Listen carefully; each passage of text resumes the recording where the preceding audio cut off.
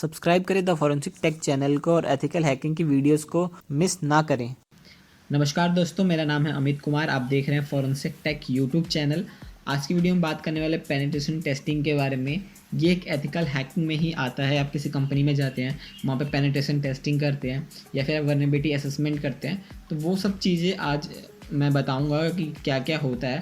अभी इस वीडियो में सिर्फ मैं पेनिट्रेशन टेस्टिंग के बारे में बताऊंगा, वल्नरेबिलिटी असेसमेंट के बारे में नहीं बताऊंगा। ये किसी और वीडियो में बताऊंगा। जब ये वीडियो कंप्लीट हो जाएगी उसके बाद मैं आपको बताऊंगा कि वो क्या चीज़ है, वो कैसे काम करती है। तो आज की वीडियो में देख लेते हैं हमें क्या क्या देखना है और हम क्या क्या चीज़ें सीखेंगे, क्या क्या चीज़ें हैं हमारे पास। तो व्हाट इज़ पेनिट्रेशन टेस्टिंग, ये हमें पहले मैं बता दूंगा कि आपको पेनिट्रेशन टेस्टिंग होती क्या है। उसके बाद देखेंगे फेजेस ऑफ पेनिट्रेशन टेस्टिंग, कितने फेज़ होते हैं पेनिट्रेशन टेस्टिंग के, उसमें हम क्या क्या करते हैं, कैसे हमें क्या किस मॉड्यूल पे हमें क्या काम करना होता है, वो चीज़ देखेंगे। थर्ड है हमारा पेनिट्रेशन टेस्टिंग के टाइप्स कितने होते हैं, किस टाइप से काम करता है वो।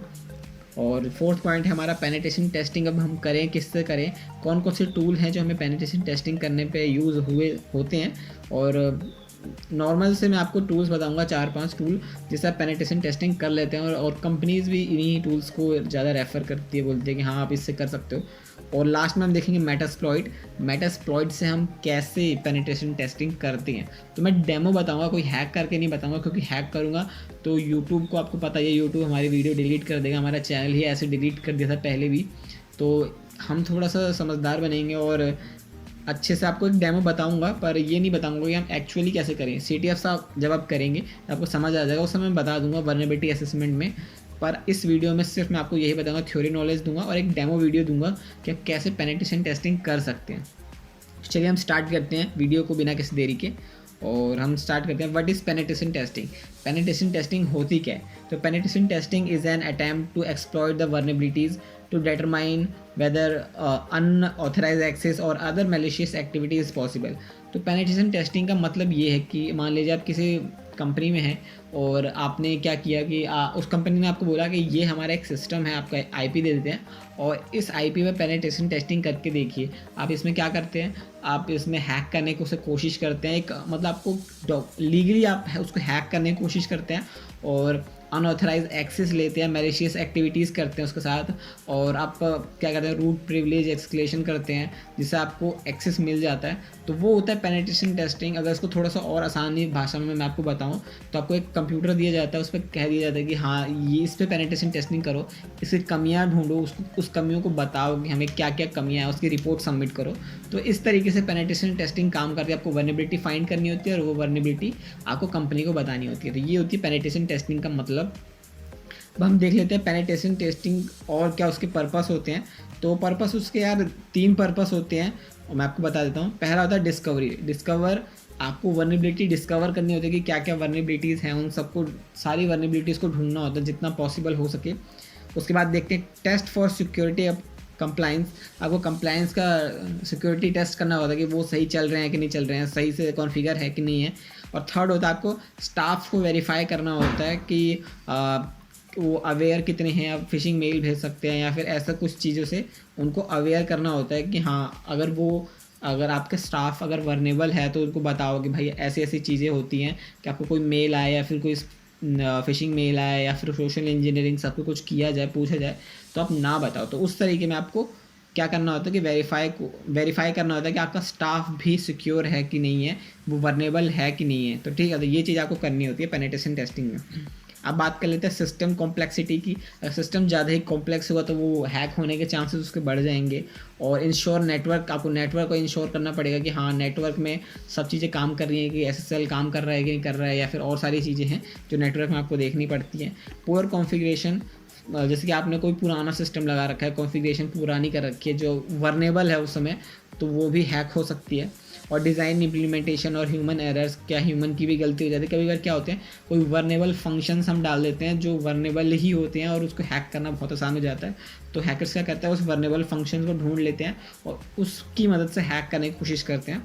तो ये ह्यूमन एरर्स में आता है। अब देख लेते हैं phases of penetration testing. Penetration testing के क्या क्या फेजेस होते हैं, कैसे हम उसका यूज़ करते हैं और उसका हम कैसे काम लेते हैं पेनिट्रेशन टेस्टिंग में।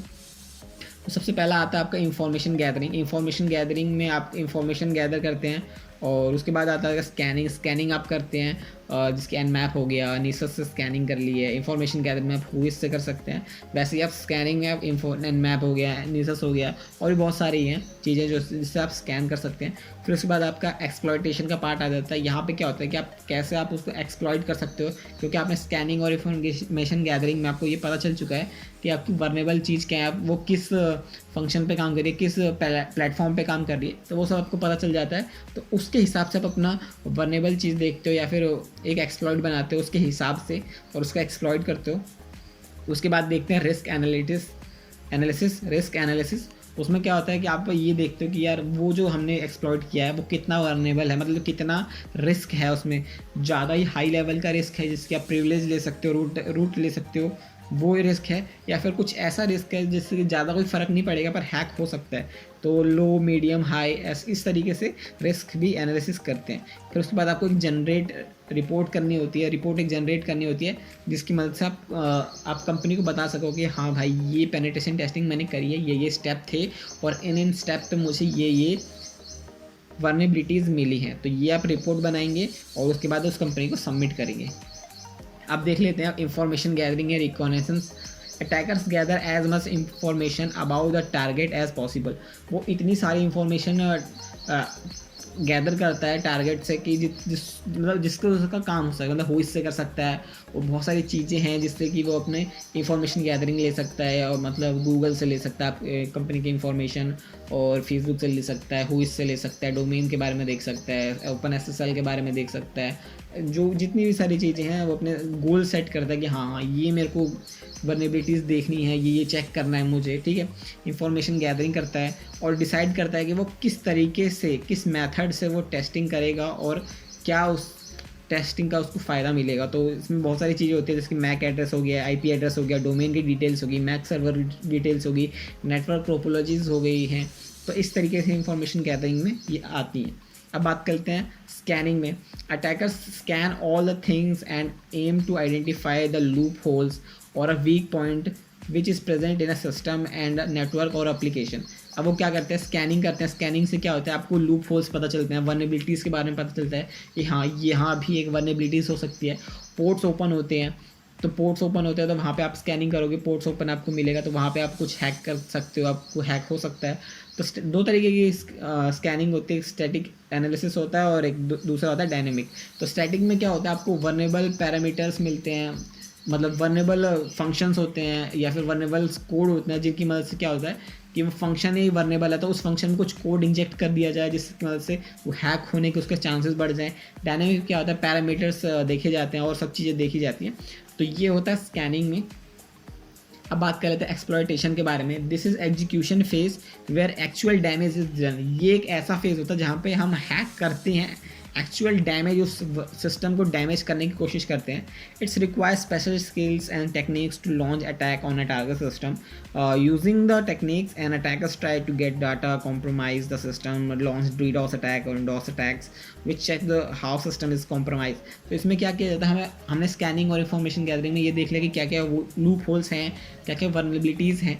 अब उन चीज़ों को देख के मद्देनज़र देखते हुए हम उन पर अटैक करते हैं। जैसे कि आपका कोई पोर्ट ओपन है, वहाँ पे आप हैक कर सकते हो, कुछ एक्सप्लॉइट भेज सकते हो, तो उस तरीके से आप एक्सप्लॉइट करने की कोशिश कर सकते हो। यहाँ पे ये देखा जाता है कि भैया आपका सिस्टम सही में हैक हो सकता है कि नहीं हो सकता है, चेक किया जाता है, और सिस्टम की फाइलें देखी जाती है जहाँ पे वो कॉम्प्रोमाइज़ हो सकता है कि नहीं। तो ये सब चेक किया जाता है एक्सप्लॉइटेशन में ही, और चेक हो जाता है, और वहाँ पे अगर आपको कुछ हैक मिलता है तो उसको देखा जाता है कि हाँ ये इस चीज़ से हैक हो जाता है, तो उस चीज़ की भी रिपोर्ट आपको तैयार करनी होती है। अब बात करते हैं रिस्क। आपने जो रिस्क उठाया, मतलब कि कलेक्शन, इंफॉर्मेशन, एक्सप्लॉइट, वर्नेबिलिटीज़, इसमें क्या होता है कि आपने जितने भी वर्नेबिलिटीज़ ढूंढी है, जिनको एक्सप्लॉइट किया है, उन सब के बारे में देखने होता है कि जैसे कि आपने कुछ वर्नेबिलिटीज़ ढूंढी है कि आपका ये पोर्ट ओपन है, मैं किसी पोर्ट का भी नाम नहीं बता रहा हूँ, बस सिर्फ एक एग्जांपल दे रहा हूँ कि आपका एक पोर्ट ओपन है, छोटा सा पोर्ट ओपन है, वहाँ पे देखा तो यार ये लो है, मतलब इसमें ज़्यादा कुछ कर नहीं सकते हो, बस कुछ चीज़ें हैं जो आप निकाल सकते हो, हैक करने की कोशिश कर सकते हो, कुछ चीज़ें हैं जो सेंसिटिव डाटा देख सकते हो, पर ज़्यादा कुछ नहीं है, तो वो लो में आ जाएगा। मीडियम में हाँ कि यार आप किसी का अकाउंट ले सकते हो, अकाउंट हैक कर सकते हो, तो वो मीडियम या फिर हाई रिस्क में आ जाते हैं। और जो एकदम क्रिटिकल होता है कि हाँ यार आपने पूरी वेबसाइट ही हैक कर दी है, तो वो क्रिटिकल में आ जाता है। तो ये सब इसको कैटेगरीज में लिखा जाता है। तो कलेक्शन क्या करते हैं, आप एक एविडेंस कलेक्ट करते हो, कैटेगरीज रिस्क को आप कैटेगरीज में डिवाइड करते हो, क्रिटिकल, हाई, मीडियम, लो इंफॉर्मेशन, ठीक है। तो इस तरीके से वल्नरेबिलिटीज़ को आप डालते हो, रिस्क एनालिसिस करते हो, एक reporting result to executing manager, reporting करते हो अपने एग्जीक्यूटिव मैनेजर को। उसके बाद आपका आता है जनरेट रिपोर्ट। अब जनरेट रिपोर्ट में क्या होता है, in this step the result of penetration testing compile into the detail report summary of entire penetration testing is report, ठीक है। अब आपको क्या करना है, आपने शुरुआत से रिपोर्ट एक बनानी है, आपने क्या इंफॉर्मेशन गैदरिंग करी, कहाँ से इंफॉर्मेशन गैदरिंग करी, क्या क्या आपको इंफॉर्मेशन मिली, उसको आप रिपोर्ट में लिखोगे। फिर आपने क्या स्कैन किया, उसकी मदद से आपको कौन कौन से लूप होल्स मिले, क्या वल्नरेबिलिटीज़ मिली, तो वो आप फिर रिपोर्ट में लिखोगे। आपने किस सॉफ्टवेयर की यूज़ किया तो वो भी लिखोगे। और फिर एक्सप्लॉइटेशन में आप लिखोगे कि अब मैंने ये कमांड डाली थी, यहाँ पे ये किया था, मेटास्प्लॉइट खोला था, ये कमांड डाली थी, यहाँ से वो मुझे वल्नरेबिलिटीज़ भी मिली, मैंने वहाँ से भी स्कैन किया और वहाँ से भी एक्सप्लॉइट करने की कोशिश की और वहाँ से एक्सप्लॉइट हो गया। तो उस सबको आप कॉपी पेस्ट करोगे, लिखोगे, उनकी स्क्रीनशॉट लोगे, उसको एक रिपोर्ट में तैयार करोगे। फिर आप एक रिपोर्ट बनाओगे, रिस्क दिखाओगे कि आपको ये वल्नरेबिलिटीज़ मिली हैं, तो इस वल्नरेबिलिटीज़ का रिस्क हाई है, इस वल्नरेबिलिटीज़ का रिस्क लो है। तो इस तरीके से आप इन सबको कंबाइन करके आप एक रिपोर्ट में डालोगे और वो रिपोर्ट पीडीएफ फॉर्म में आप अपनी कंपनी को सबमिट करोगे। आप देख लेते हैं type of penetration testing. Penetration testing के टाइप्स क्या क्या होते हैं। तो पहला पेनिट्रेशन टेस्टिंग का टाइप होता है वेब एप्लीकेशन पेनिट्रेशन टेस्टिंग, दूसरी होती है वायरलेस पेनिट्रेशन टेस्टिंग, थर्ड होता है नेटवर्क पेनिट्रेशन टेस्टिंग, फोर्थ होता है सोशल इंजीनियरिंग, फिफ्थ होता है आपका क्लाइंट। तो 5 तरीके की आपकी पेनिट्रेशन टेस्टिंग होती है। वेब एप्लीकेशन पेनिट्रेशन टेस्टिंग में आप क्या करते हैं कि कुछ भी मतलब वेब ओवास पर रिलेटेड आप कुछ कर सकते हैं। वेब एप्लीकेशंस में आप वल्नरेबिलिटीज़ ढूंढ सकते हैं, जैसे कि वनेबल कुछ चीज़ हो गई, वनेबल पोर्ट्स हो गए, वनेबल फंक्शंस हो गए, वनेबल कोड हो गया। और वायरलेस पेनिट्रेशन टेस्टिंग में आप पेनिट्रेशन टेस्ट कर सकते हो कि हाँ आपकी वाईफाई की SSID छुपी हो या फिर DSSID छुपी हो, इन सबको देख सकते हो वायरस, या फिर IoT डिवाइसेस को देख सकते हो। नेटवर्क पेनिट्रेशन टेस्टिंग में क्या कर सकते हो, SSL को देख सकते हो, और भी सारी चीज़ें हैं जो आप नेटवर्क पेनिट्रेशन देख सकते हो। SQL सर्वर को देख सकते हो, MySQL को देख सकते हो नेटवर्क में। और सोशल इंजीनियरिंग की हाँ आपके कंपनीज़ में जो एम्प्लॉय हैं वो कितने अवेयर हैं इस चीज़ के लिए, क्या मतलब उनको कोई मेल भेजी जा रही है, मेल भेज रहे हैं, फिशिंग मेल भेजी जाती है या फिर कुछ भी ऐसा लालच दिया जाता है जिससे कि वो हैक करवा सकते हैं अपनी कंपनी को, तो वो चीज़ देखी जाती है। और क्लाइंट साइड में क्या होता है यार कि आपका वेब ब्राउज़र है, ब्राउज़र से आप अपने सर्वर पे जा रहे हैं तो वहाँ पे कुछ हैक होने के चांसेस होते हैं कि नहीं होते हैं, तो वहाँ पे वो पेनिट्रेशन टेस्टिंग की जाती है। तो ये होती है 5 तरीके की पेनिट्रेशन टेस्टिंग, आप इसे कर सकते हो। मैंने अपने चैनल पे इन सब के बारे में बताया हुआ है। अगर आप मेरे को बहुत पहले से फॉलो करते हो 2017 या 18 से, तो आपको पता होगा कि यार ये सब चीज़ मैंने अपने पुराने चैनल में बता रखी थी और इस चैनल में शायद मैं बताऊँ।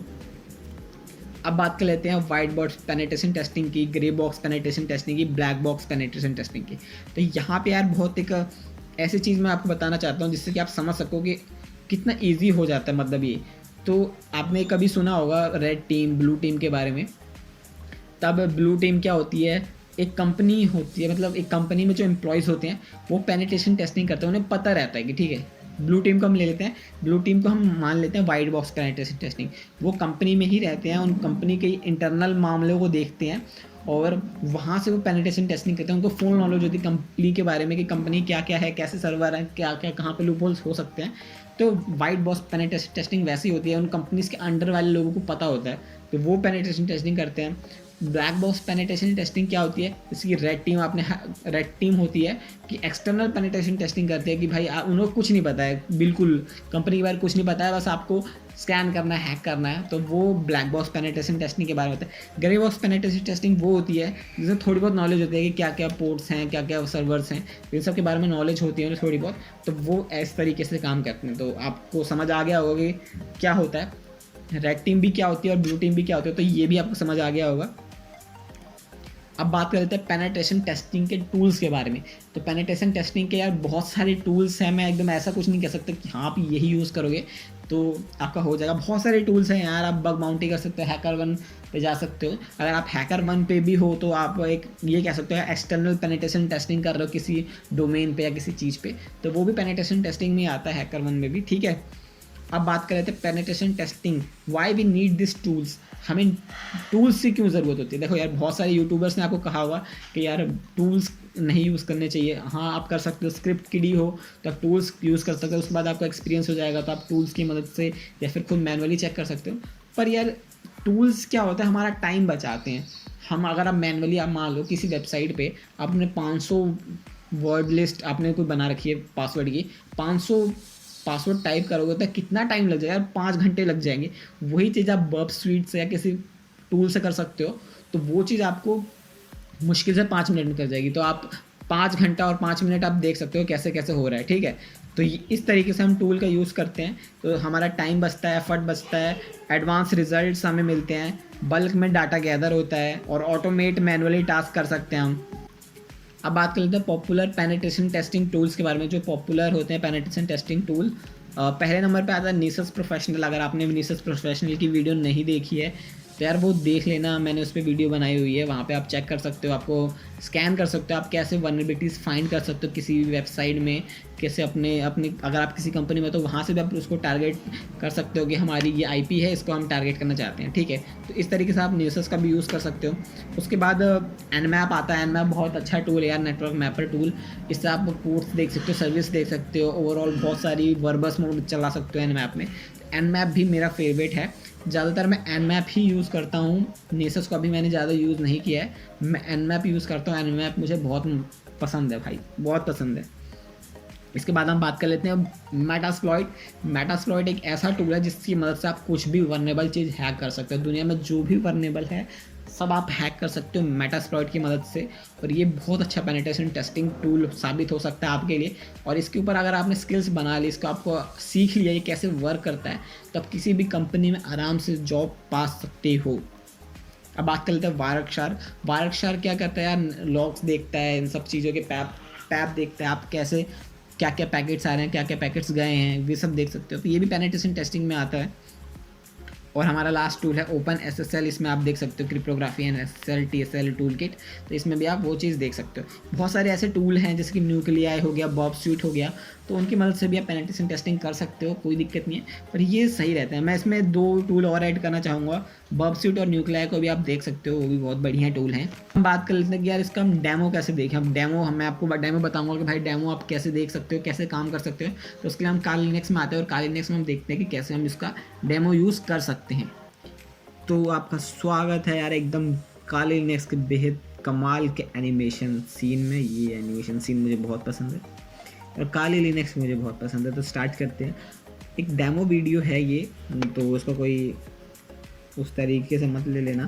तो यूट्यूब वालों को मैं पहले ही बोल रहा हूँ कि यार ये गलत वीडियो नहीं बना रहा हूँ मैं। कमाल का, बहुत टाइम हो गया काली को इतनी करीब से देखे हुए, बहुत कमाल की लिनक्स है। तो चलिए स्टार्ट करते हैं हम। सबसे पहले तो हमारे पास क्या होना चाहिए, ब्राउज़र जो हमारी काली लिनक्स में इंस्टॉल होना चाहिए, और ऑब्वियसली ये होता ही है। तो मैं एक डेमो वीडियो दे रहा हूँ, ऐसा कुछ नहीं है कि आपके पास कोई मशीन आ जाएगी। हम स्टार्ट करेंगे ऑफेंसिव सिक्योरिटी से, और जिसकी लैब है और हमें और लैब्स एक्सेस करनी है, ठीक है।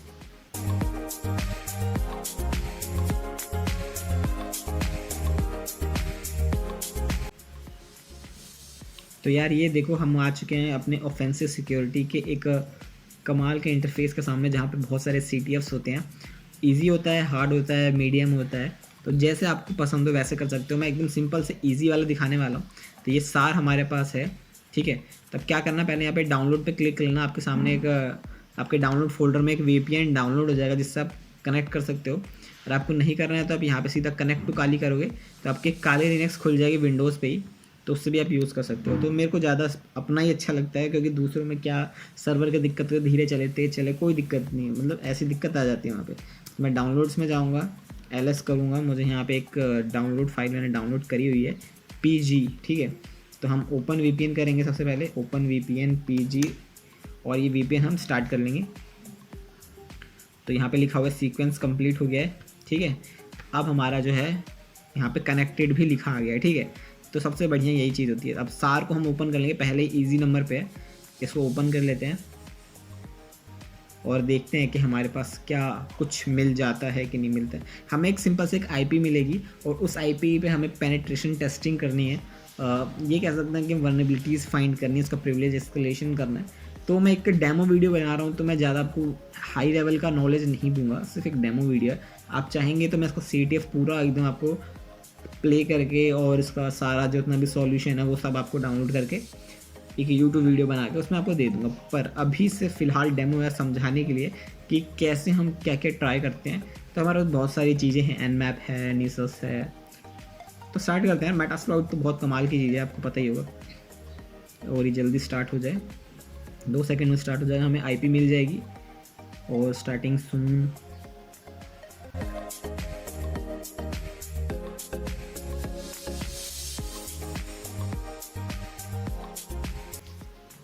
तो ये देखिए हमारे सामने IP आ चुके हैं, ये IP। अब हमें इस IP को कॉपी कर लेना है, मैं कॉपी कर लेता हूँ इसको। एंड अब हमारे पास टर्मिनल्स की बारी है। टर्मिनल हमें चाहिए, न्यू टैब ओपन कर लेते हैं। तो यहाँ 4 चीज़ें हमारे पास आ गई हैं, ठीक है।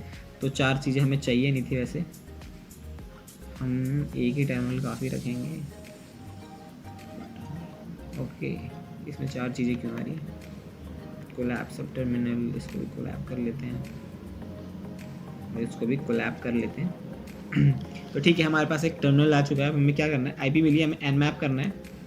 NMAP मैप, नेटवर्क मैप पर -A डालना है, मतलब कि ऑल, ठीक है, ऑल के लिए। और आपको क्लियर चिट ये कर देनी है। अब ये आपका स्कैनिंग फेज है, इंफॉर्मेशन गैदरिंग भी इसी के साथ साथ कर लेंगे हम, क्योंकि अब हम स्कैन कर रहे हैं कुछ, हमें सिर्फ IP पता है तो हम IP पे कुछ स्कैन ही कर सकते हैं। अभी हमें इंफॉर्मेशन गैदरिंग तब करनी होगी जब हमें उसके बारे में कुछ पता हो, ठीक है।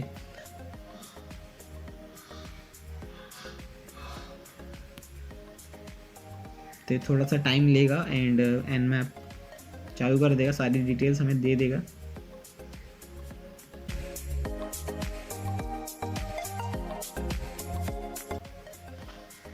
तो ये देखो हमारे सामने बहुत कुछ ओपन है। ये ओपन पोर्ट नंबर 22 ओपन है, SSH ओपन SSH। तो ये हमें एक मिल चुका है और एक हमें मिला है पोर्ट 80 ओपन है। तो पोर्ट 80 मतलब एक वेबसाइट हो सकती है आपके सामने। तो हम देख लेते हैं क्या हमारे पास है वो है।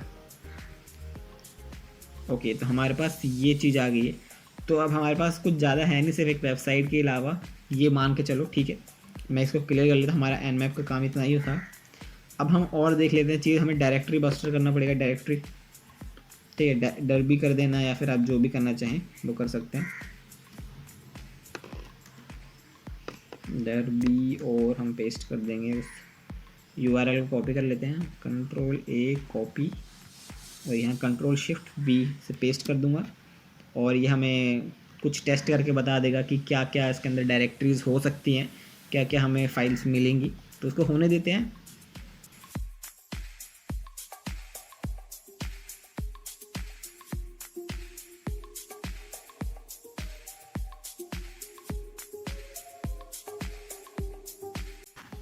तो यहाँ पे हमारी डायरेक्टरी फाइंड हो चुकी है, इतनी सारी हमें डायरेक्टरी दिख गई, 4-5 डायरेक्टरी हैं। तो इन सबको हम ओपन करके देखेंगे और देखेंगे इनमें हमें क्या क्या मिला है। ओके, तो हम इसको index.html को देख लेते हैं, ओपन लिंक, इसको देख लिया हमने। और ये हमारे पास एक PHP info पिप, मतलब PHP में फ़ाइल बनी हुई है, मतलब ये वेबसाइट है। वैसे तो वेबसाइट में कुछ नहीं है ज़्यादा, पर PHP में बनी हुई है। अब सबसे इम्पॉर्टेंट पार्ट आता है robot.txt का, क्योंकि यहाँ बहुत कुछ मिल जाता है आपको, जो चाहते हो वो भी मिल जाएगा। मतलब हर चीज़ तो नहीं मिलती है, पर robot.txt में बहुत कुछ छुपी चीज़ें आपको मिल जाती हैं। जो लोग छुपाना चाहते हैं वो छुपा के यहाँ से ढूंढ सकते हैं, ठीक है। तो हमारे पास एक है, ये हमारा IP है, index.html का पेज वही है। पिप इन्फो में हमको ये चीज़ मिलती है यहाँ पे। तो यहाँ पे बहुत कुछ है ये, ठीक है। तो ये हमें मिल चुका है। अब robot.txt में हमें ये मिला है sar2html, और यहाँ पे हमें सर्वर का कुछ अलग से परमिशन नहीं दी है, ठीक है। तो हम इसको ओपन कर लेंगे और देखेंगे कि क्या क्या है, ये क्या चीज़ है वैसे ये, ठीक है। इसको हम ओपन कर लेते हैं। HTML का ही कुछ चीज़ है ये। ओके, इसका तो हमें रिमोट कोड एग्जीक्यूशन मिला है यहाँ पे exploit.db में। तो हम इन दोनों को देख लेते हैं। और ठीक है, हमें ये चीज़ मिली है और पता चल गया है कि अब क्या है। तो इन्फॉर्मेशन आप गैदरिंग करेंगे इसके बारे में कि क्या क्या है। रिमोट कोड एग्जीक्यूशन का है, प्लॉट रिमोट और URL इम्पोर्टेंट, ठीक है। तो यहाँ से आप इसका एक्सप्लॉइट डाउनलोड कर सकते हो। कैंसिल कर रहा हूँ मैं, यहाँ पे इसको देख लेते हैं। इसमें हमें कुछ मिला हुआ है, ये देखिए यहाँ पे लिखा in web application you will see index.php, ठीक है। तो ये आपको मिला है index.php, सॉरी यहाँ पे मैं लिख देता हूँ /index.html हमारे पास, अभी PHP तो है नहीं। index.php plot is equal to ये रहा प्लॉट URL एक्सटेंशन HTTP और ये आपकी IP index.php। तो देखते हैं PHP में हमें कुछ मिला है। इसमें अगर कहाँ गया हमारा HTML है, इसको अगर index.php में ओपन करके देखूँ PHP, कुछ हमको मिलेगा नहीं, हमें यहाँ पे कुछ नहीं मिला। तो इसका मतलब हमें index.html में रखना है अभी।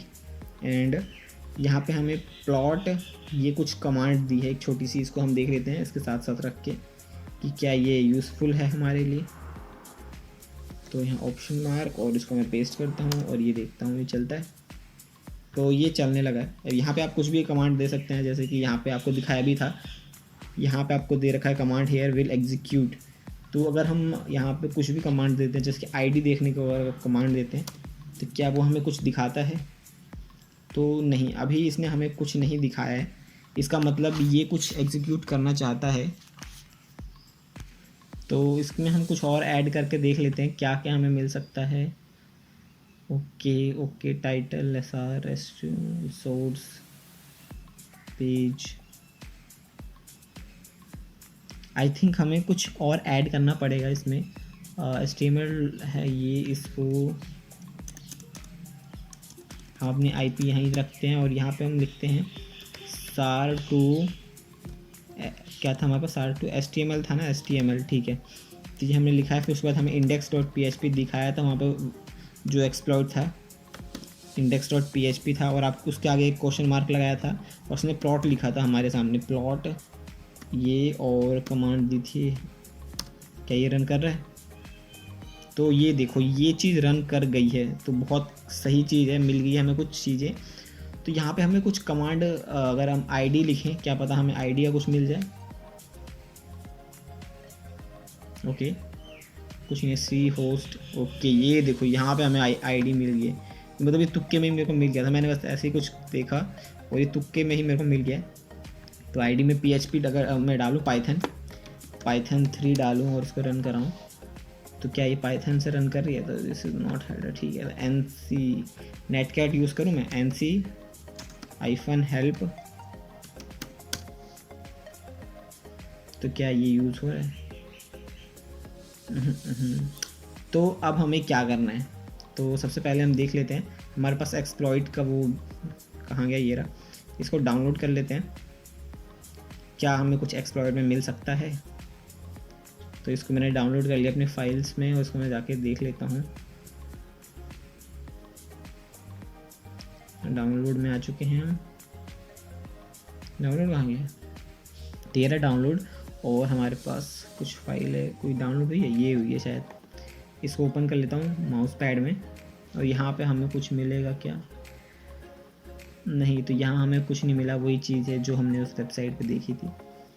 तो इसको मैं डिलीट कर देता हूँ, कोई ज़रूरत नहीं है हमारे को इसकी, ठीक है। तो अब हमें क्या कर सकते हैं, हम नेटकैट का यूज़ कर सकते हैं शायद, क्योंकि कमांड कुछ इंजेक्ट करें तो क्या नेटकैट यूज़ हो जाए इसमें।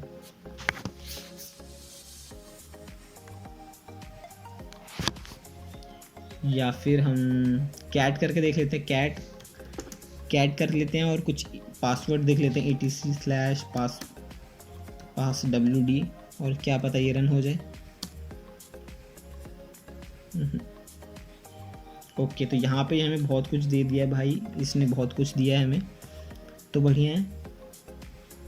बिन बैश सिंक्रोनाइज, ठीक है। तो ये हमें कुछ मिला है अलग से।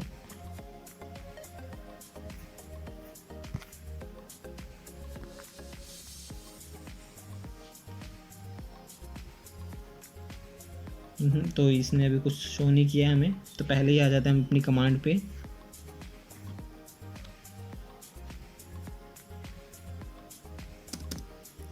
NC कैट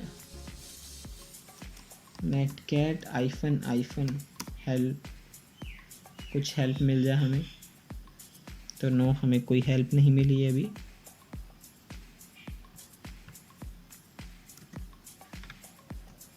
पहले मैं इसको लिख लेता हूँ,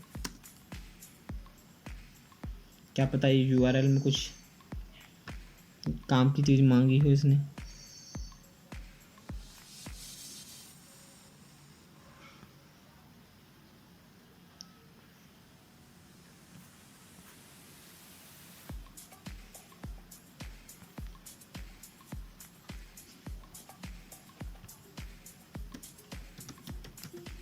पाइथन 3 हेल्प देख लेते हैं, HELP हेल्प, पाइथन 3 की हेल्प। ओके, तो पाइथन 3 में भी हमें कुछ मिल चुका है। इस तरीके से आप देख सकते हैं यहाँ पे डीबग का भी option, debug output parser also Python debug x. ठीक है, तो ये चीज़ हमें मिली है,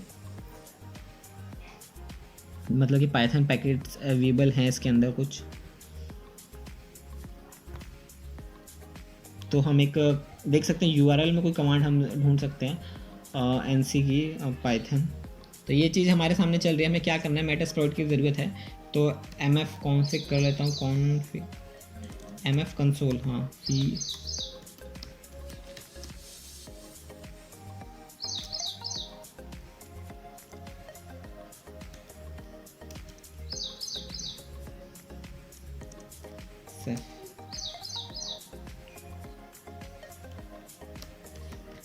ओके।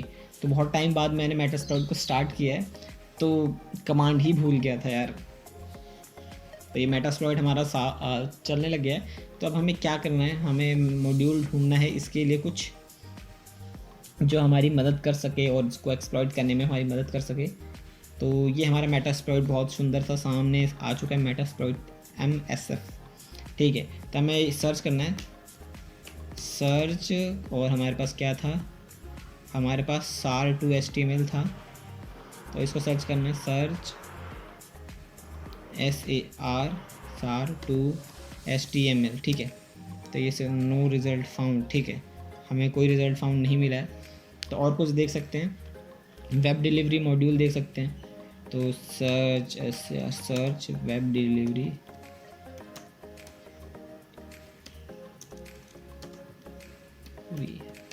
वेब डिलीवरी पे देख लेते हैं। तो हमें exploit multi script manually excellent PostgreSQL, तो इसको यूज़ कर लेते हैं। मैनुअली कुछ करना होगा इसके अंदर ही, तो मैं इसका यूज़ कर लेता हूँ, use 1। तो हमारे पास यूज़ हो चुका है, शो ऑप्शन करके देख लेता हूँ। तो यहाँ पे हम अपना टारगेट सेट कर सकते हैं, एलहोस्ट सेट कर सकते हैं, जो सेट करना चाहें आप वो सेट कर सकते हैं। अब मैं इसके आगे ज़्यादा प्रैक्टिकल नहीं दिखाऊंगा, आप मेटास्प्लॉइट का यूज़ कर सकते हैं और बहुत सारी चीज़ें हैं। तो मैं यहाँ पर टारगेट अपना सेट कर लेता हूँ, क्योंकि यार मैंने इसलिए नहीं बना रहा हूँ क्योंकि भाई यूट्यूब कहीं भी कैसे भी कभी भी गाइडलाइन स्ट्राइक या कम्युनिटी स्ट्राइक कुछ भी स्ट्राइक मार सकता है, इसलिए मैं कुछ नहीं दिखाने वाला हूँ। तो मैं आपको सिर्फ ये डेमो दे सकता हूँ कि आप टारगेट सेट कर सकते हैं और आप लोकल होस्ट सेट कर सकते हैं, पोर्ट सेट कर सकते हैं। सिर्फ आपको लिखना है set target, set L host, set P host post, मतलब set port L port, sorry, ठीक है। तो एल पोर्ट सेट कर सकते हैं, पेलोड सेट कर सकते हैं। शो ऑप्शन से आप ये देख सकते हैं कि आप ऑप्शन में क्या क्या शो कर रहा है, आपको क्या क्या की ज़रूरत है, वो सब आप देख सकते हैं।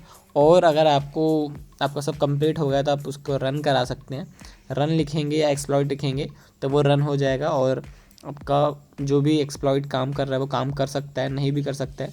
तो इस वीडियो को बनाने का इतना ही मकसद था और इस वीडियो से मैं ज़्यादा आपको बताऊंगा नहीं, क्योंकि आप समझ सकते हो अगर चांस रहा तो मैं किसी और वीडियो में बताने की कोशिश करूंगा, क्योंकि ये डेमो है और वो वीडियो एक्चुअल वीडियो होगी, उसको मैं यूट्यूब पे भी पोस्ट कर दूंगा और इंस्टाग्राम पे भी पोस्ट कर दूंगा, जिससे आपको दोनों जगह मिल सके। अगर यूट्यूब हटा देता है उस वीडियो को तो आप इंस्टाग्राम पे देख सको, क्योंकि ये वीडियो हट जाएगी तो पेनिट्रेशन टेस्टिंग का आपको समझ आना ही हट जाएगा। ठीक है, तो वो चीज़ हट जाएगी, लोगों को दिखना भी तो चाहिए कि पेनिट्रेशन टेस्टिंग भी है, तो वो चीज़ मैंने दिखाई है। तो आई होप आपको वीडियो अच्छी लगी हो तो वीडियो को लाइक करें, सब्सक्राइब करें मेरे यूट्यूब चैनल फॉरेंसिक टेक को, और अगर आपका कोई भी क्वेश्चन है, कमेंट है या कोई क्वेरी है, मेरे से कुछ पूछना चाहते हैं तो आप वो मुझे कमेंट करके बता सकते हैं, मैं उसका ज़रूर आंसर करूँगा। और वीडियो आपको ऐसी आती रहेंगी पेनिट्रेशन टेस्टिंग OSCP के ऊपर, अब आती रहेंगी, बग बाउंटी के ऊपर भी आएंगे अब। तो अगर आपको वीडियो अच्छी लगी तो लाइक और कमेंट ज़रूर करना।